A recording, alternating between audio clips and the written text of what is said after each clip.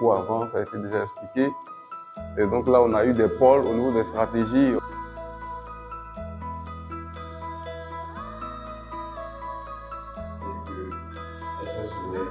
Nous sommes tenus de rédiger un plan stratégique dans les 7 années à venir. Il faut dire que l'ancien plan a pris fin en 2022.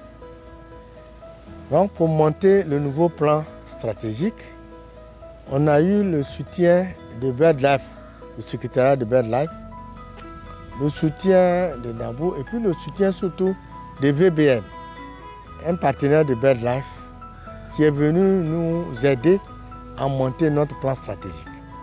BirdLife International, c'est une organisation internationale basée sur le partenariat. Nous avons à peu près 120 partenaires au monde.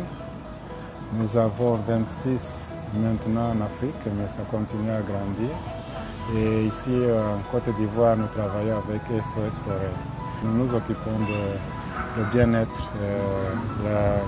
et la conservation des oiseaux dans le monde. On localise un endroit qui a des espèces menacées, mais en conservant tout l'écosystème, on conserve beaucoup d'espèces, pas seulement des oiseaux, on conserve des autres taxa et aussi les plantes.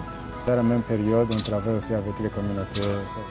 On a conçu notre premier plan par rapport au plan de BirdLife. Maintenant, nous sommes en train de concevoir notre plan personnel dans lequel va s'intégrer BirdLife. C'est-à-dire que notre plan est basé sur les problèmes environnementaux ivoiriens d'abord. Ensuite, on intègre BirdLife. Parce que BirdLife dit de protéger les oiseaux. Donc nous allons protéger les oiseaux, mais la protection des oiseaux vient s'intégrer sur la protection des espèces animales. Créer ce qu'on appelle une santé, ça veut dire la santé des écosystèmes, ça va ensemble avec la bonne santé des oiseaux et aussi le développement des humains.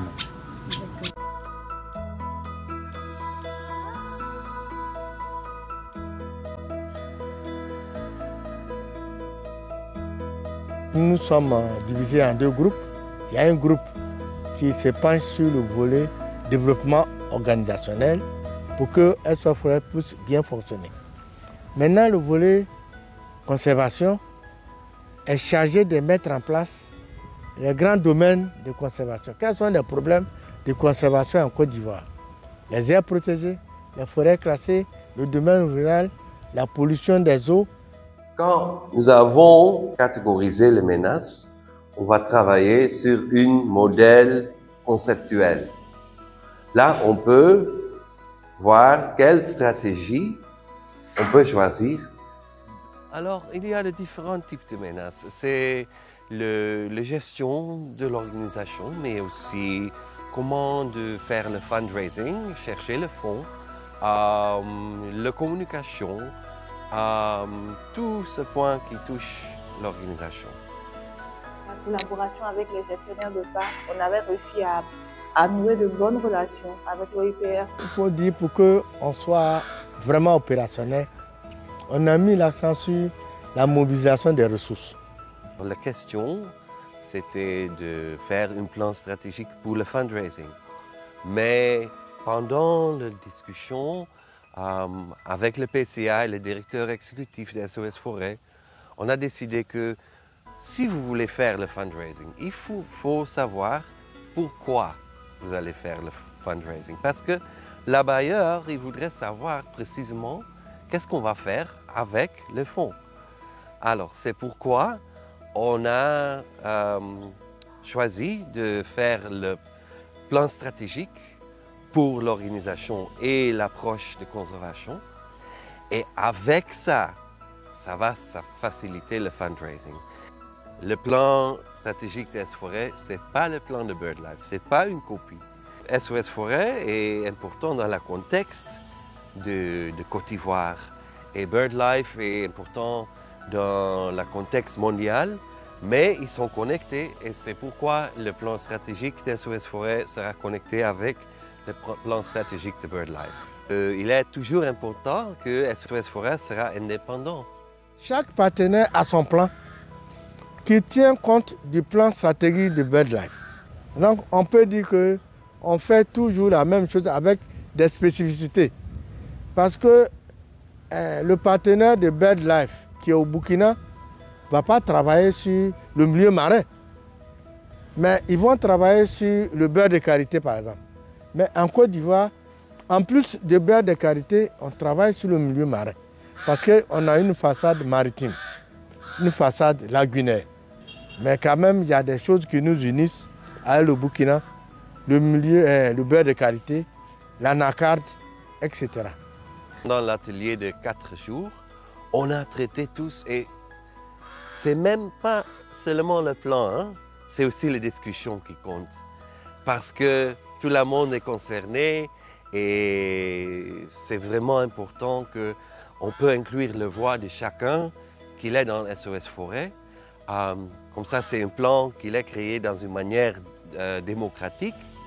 La conservation, c'est le cœur de SOS Forêt. Ces projets élaborés nous permettront de répondre aux menaces que nous avons identifiées ou définies.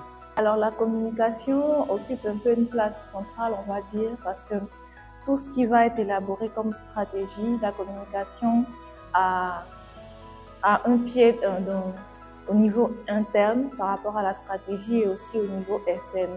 C'est-à-dire, ça sera une théorie de changement. Alors dans une théorie de changement, vous allez voir toutes les étapes qu'on doit faire pour arriver aux cibles. Je l'ai trouvée très enrichissante, surtout par rapport à la méthodologie de travail qui peut sembler un peu aléatoire, mais on peut voir se dégager au fur et à mesure qu'on passe des étapes du rêve aux menaces, commencer à se dessiner de plus en plus une stratégie qui va pouvoir être efficace par rapport à tous les piliers que touchent les domaines de SOS Forêt. Pour les 7 prochaines années, l'objectif essentiel, c'est d'arriver à asseoir une ONG stable, résiliente, mais aussi forte, capable de mobiliser des ressources à la fois humaines, mais aussi financières, pour pouvoir atteindre nos objectifs de conservation, mais aussi de pouvoir impliquer la majorité des acteurs ivoiriens comme internationaux, pour pouvoir aller dans le sens de la conservation des ressources naturelles. Dans chaque pays, nous travaillons avec une seule ONG. Et en Côte d'Ivoire, on a choisi, où SOS Forêt nous a choisi. Donc, on va travailler avec eux. Il y a des problèmes de capacité, on travaille ensemble pour les rectifier. Donc, on n'abandonne pas nos partenaires. Quand ils ont des problèmes, on travaille ensemble. Quand ils n'ont pas de problème, on travaille ensemble. Comme je l'ai mentionné hier, nos relations, c'est comme des relations de fiançailles.